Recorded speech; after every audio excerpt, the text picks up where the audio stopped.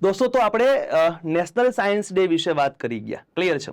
Next topic જોવા જઈ રહ્યા છીએ જે વેરી મોસ્ટ ઇમ્પોર્ટન્ટ રહેશે આપણી આવનારી પરીક્ષાઓ માટે, અને એ રહેશે રાષ્ટ્રીય ટેકનોલોજી દિવસ. દોસ્તો હું અહીંયા લખવા જઈ રહ્યો છું નેક્સ્ટ ટોપિક, રાષ્ટ્રીય ટેકનોલોજી દિવસ.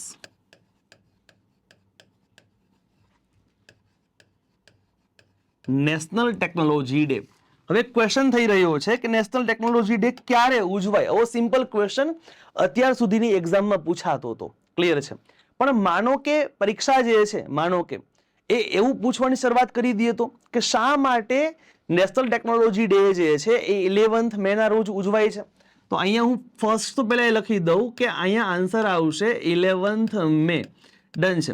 અહીંયા જ્યારે હું 11th મે લખવા જઈ રહ્યો છું ત્યારે મારે તમને એક થોડી નાની એવી વાર્તા કરવી છે કે શા માટે 11th મે ને જ નેશનલ ટેકનોલોજી ડે તરીકે ઉજવવામાં આવે છે. દોસ્તો હું થોડીક શરૂઆતથી વાત કરું આપ લોકોને, તો 1945માં સેકન્ડ વર્લ્ડ વોર જે છે એ પૂરું થાય છે. અને સેકન્ડ વર્લ્ડ વોરના પૂરું થવાનું મુખ્ય કારણ જે છે એ અમેરિકા દ્વારા જાપાનના હિરોશીમા અને નાગાસાકી ઉપર જે પરમાણુ બ્લાસ્ટ કરવામાં આવે છે એ હોય છે. તો વિશ્વની અંદર સૌપ્રથમ વખત અમેરિકા જે છે એ પરમાણુ સંપન્ન રાષ્ટ્ર તરીકે ઉભરી આવે છે, ક્લિયર છે.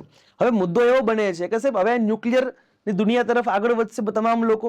આ જ મુદ્દાને ધ્યાનમાં રાખી અને 1948 ની અંદર જે છે એ રશિયા પરમાણુ બોમ્બ બનાવી લે છે.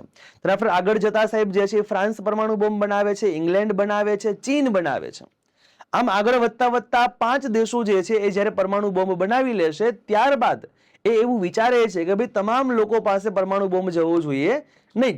એ મુદ્દાને ધ્યાનમાં રાખી અને એ લોકો 1967 ની અંદર એક સંધિ કરે જેનું નામ છે એનપીટી. આપણે આપણા સાયન્સ એન્ડ ટેકના કોર્સની અંદર આ એનપીટી સંધિને બહુ મસ્ત રીતે તમને સમજાવેલી છે. This is called nuclear non proliferation treaty. મિત્રો હું આ 11th મે નો જ કોન્સેપ્ટ સમજાવવા જઈ રહ્યો છું, પણ બેઝિક થી લઈ અને પ્રો સુધી આપણે લઈ જઈશ, ક્લિયર છે. તો સાહેબ એ લોકોએ એક નિયમ કરી નાખ્યો કે ભાઈ કોઈ પણ રાષ્ટ્ર જે છે એ પરમાણુ પરીક્ષણ નહીં કરે, ટેસ્ટિંગ નહીં કરે. દોસ્તો આ એનપીટી સંધિ અંતર્ગત જે છે એની મનાઈ આવી ગઈ. હવે ક્વેશ્ચન એ નિર્માણ પામતો હતો કે ભારત દેશે આમાં સાઇન કરેલી નથી. હું સીધો કી પોઈન્ટ ઉપર જાઉં તો તમને એવો ખ્યાલ આવશે કે 5 દેશો જે છે એની પાસે પરમાણુ હથિયાર છે, એને P5 કન્ટ્રીઝ બોલવામાં આવે છે. જ્યારે 5 દેશો એવા છે કે જેને આ સંધિ ઉપર સાઇન કરેલી નથી. જેમાં નામ કોનું કોનું આવશે? ભારત આવશે, પાકિસ્તાન આવશે, ઇઝરાયલ આવશે, સાઉથ સુદાન આવશે અને north Korea, king Jong Un. આ 5 દેશોએ સાઇન કરેલી છે નહીં. ભારત દેશ દોસ્તો આમાં સાઇન નથી કરતો, યાદ રાખજો. તો એ મુદ્દાને ધ્યાનમાં રાખી અને 18મી મે 1974 ના દિવસે ઇન્દિરા ગાંધીના સમયમાં એક પોખરણની અંદર રાજસ્થાનમાં ન્યુક્લિયર ટેસ્ટ કરવામાં આવે છે. ડન છે. હવે આ જે ન્યુક્લિયર ટેસ્ટ છે એ 100% સક્સેસફુલ નથી થઈ શકતો અને અમેરિકાના પ્રેશરના કારણે આપણે જે છે ટેસ્ટની પ્રક્રિયા આગળ વધારી શકતા નથી. ડન છે. અને ઘણા બધા સાહેબ તમે પેલું પોખરણ મૂવીમાં જોયું હશે કે એક સેટેલાઇટ દર 2 કલાકે આવી અને ત્યાં ફોટો પાડીને જતું રહેશે. દોસ્તો આ સેટેલાઇટ જે છે એ લોઅર અર્થ ઓર્બિટમાં પોલાર ઓર્બિટમાં મૂકવામાં આવેલો હોય છે. સાયન્સ એન્ડ ટેક ભણશો, બહુ મજા આવશે. આ બધી વસ્તુ આપણે આગળ શીખવાના છીએ કે શા માટે એ સેટેલાઇટ 2 કલાકે આવતો હતો. મુદ્દા પર રહીએ છીએ સાહેબ. ઘણા બધા પીએમ્સ આવે છે, કોઈ પ્રયત્ન નથી કરતું. પણ સાહેબ 1998 ની અંદર જ્યારે અટલ બિહારી વાજપેયી આવે છે તો તે અબ્દુલ કલામ સાહેબને પ્રોજેક્ટ સોંપે છે કે આપણે એની હાવ કોઈ પણ સંજોગોની અંદર જે છે એ ન્યુક્લિયર ટેસ્ટ કરવો પડશે. તો સાહેબ દુશ્મનની આંખ જે છે એમાં ધૂળ ઝોકી અને ભારત દેશ જે છે એ 1998 ની અંદર પોખરણમાં 11th મે ના દિવસે ન્યુક્લિયર ટેસ્ટ કરી નાખે છે. એક રોમાંચક સ્ટોરી છે દોસ્તો ઓવડિયા કે ભાઈ કલામ સાહેબ જે છે એ અટલ બિહારી વાજપેયીને એવું કહે છે કે સાહેબ તમારે અમુક ઓથોરિટી મને આપવી પડશે. જેમ કે હું હવામાન વિભાગને એવું કહું કે તમારે સાહેબ આજે એવું બહાર પાડવાનું છે કે ભાઈ આવનારા 2-3 દિવસ રાજસ્થાનની અંદર હવામાન વિભાગની આગાહી અનુસાર ભારે વાવાઝોડું આવવાની સંભાવના છે, તો કોઈ રાજસ્થાનનો પ્રવાસ ન ખેડે આવી હું માહિતી આપું તો એ લોકોને ફોલો કરવાની. તો અટલ બિહારી વાજપેયી કોઈ વાંધો નહીં, ઇટ્સ ઓકે, પોસાઈ કે. અટલ બિહારી વાજપેયીના કહેવાથી કલામ સાહેબે હવામાન ખાતા વિભાગને કીધું અને ન્યુક્લિયર ટેસ્ટ આપણે કરી નાખ્યો. હવે સેટેલાઇટ ઉપરથી જતો રહ્યો તો ન્યુક્લિયર ટેસ્ટ કર્યો આપણે, ક્લિયર. સેટેલાઇટ પાછો જ્યારે આવ્યો તો એ ધૂળની ડમરી ઉડતી હતી. મતલબ શું નીકળો કે પેલું વાવાઝોડુંનું એંધાણ હતું ને એ આવ્યું હશે એ કે, ક્લિયર છે. પણ મુદ્દો એવો હતો કે ભારતે ન્યુક્લિયર ટેસ્ટ કર્યો ને દોસ્તો તો બાજુમાં પાકિસ્તાનમાં વાઇબ્રેશન થયું હતું. તો પાકિસ્તાને ફોન કર્યો અમેરિકા કે માય બાપ આ ન્યુક્લિયર ટેસ્ટ કરે છે આ લોકો કે. એટલે અમેરિકાએ પાકિસ્તાનને કીધું કે હારે નેક્સ્ટ લેવલના અભણ કે તું કરંટ અફેર વાંચવાનું રાખ અને કાં તો વિમર્શના લેક્ચર જોવાનું રાખ, ક્લિયર છે.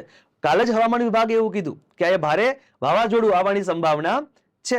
ડન. ટૂંકમાં ભારત દેશે સક્સેસફુલ ન્યુક્લિયર ટેસ્ટ કરી લીધો, જેની જાણ અમેરિકાને પાછળથી થઈ.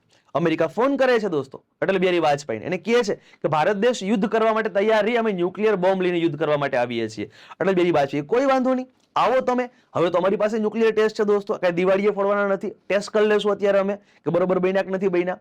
અમેરિકા નથી આવતું દોસ્તો, ક્લિયર છે. અને અટલ બિહારી વાજપેયી ત્યારે જ એવું ઘોષિત કરી દે છે કે ભારત દેશે 11th મેના રોજ જે છે એ પરમાણુ પરીક્ષણ કર્યું દોસ્તો. એટલે ભારત દેશ હવેથી આ દિવસને ક્યારે ન ભૂલે એટલા માટે નેશનલ ટેકનોલોજી ડે તરીકે ઉજવશે.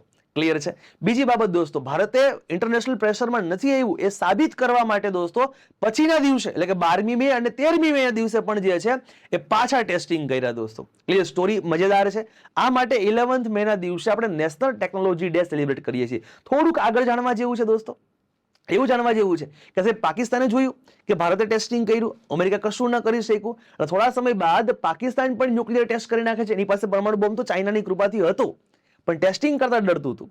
એટલે અમેરિકાએ ફોન કરીને કીધું કા જે પરમાણુ ટેસ્ટ કર્યો આ નથી, મનાઈ છે, તું સજા ભોગવવા માટે તૈયાર રહે. પાકિસ્તાન કે તમે માય બાપ જે સજા ભારતને આપો ને એ જ સજા તમે જે છે એ અમને આપજો. ક્લિયર છે. આમ અમેરિકા જે ભારત સજા તો આપી શકે એમ હતું નહીં. આથી ભારત અને પાકિસ્તાન આ બંને રાષ્ટ્રો પર જે છે એ આર્થિક કટોકટી લાગુ પાડવામાં આવી, અને જેના ભાગ સ્વરૂપે અટલ બિહારી વાજપેયીની સરકાર જે છે એ પડી ગઈ દોસ્તો. ક્લિયર છે. પણ ઘણા ભારતીયો છે વિદેશમાં વસી રહ્યા છે, એના ફંડિંગના કારણે ભારત દેશ જે છે દોસ્તો સ્ટેબલ રહી શક્યો. પણ પાકિસ્તાનના કોઈ વિદેશમાં હતા જ નહીં, અને જે હતા એ લોકો ત્યાં ટેક્સી હલાવતા હતા છોકરાઓ. ક્લિયર છે. એ ખુદ ફંડિંગ ગોતતા હતા, અહીં ક્યાંથી મોકલાવે. એટલે પાકિસ્તાને વિચાર્યું કે સાહેબ હવે કરશું શું આપણે, તો પાકિસ્તાને દોસ્તો પરમાણુ બોમ્બ વેચવાનું ચાલુ કર્યો. ડન છે સાહેબ. ઓસામા બિન લાદેન પરમાણુ બોમ્બ આપ્યો સાહેબ એને. ક્લિયર છે. અમેરિકાએ કીધું કે તું ગામને પરમાણુ બોમ્બ વેચવાનો નથી. પાકિસ્તાન કે મારી બાપ છોકરા રોવે છે, જમવા માટે કઈ છે નહીં, અને આને વેચવા યોગ્ય અમારી પાસે આના સિવાય કઈ નથી. તમે ફટાફટ આ જે ઉપર કરારો લાગેલા છે અમારી ઉપર, બરાબર, એ હટાવી લ્યો, પ્રતિબંધો હટાવ્યો, નહીતર અમે યાદ રાખજો આ રેસીપી જે છે ફેસબુકમાં નાખી દેશું કે. ક્લિયર છે. તો આ મુદ્દાને ધ્યાનમાં રાખી અને પાકિસ્તાન ઉપરથી દોસ્તો આ જે છે એ મુદ્દો કરારો મતલબ કે શું કહી શકાય કે જે પ્રતિબંધો છે એ હટ્યા.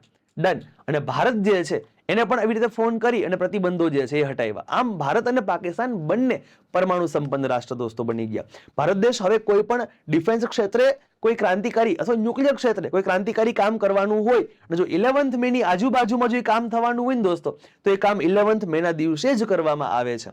તમારા લોકો માટે એક ક્વેશ્ચન છે દોસ્તો, તમારે મને કોમેન્ટ બોક્સમાં જણાવવાનું છે કે નેશનલ ટેકનોલોજી ડે વર્ષ 2026 ની થીમ શું છે. આ થીમ જે છે એ તમારે મને જે છે એ કોમેન્ટ બોક્સમાં જણાવવાની છે, હોમવર્કમાં છે દોસ્તો. ડન છે. ચાલો દોસ્તો આગળ વધીએ છીએ, આ સેશનને આગળ વધારીએ છીએ. ડન છે. ચાલો.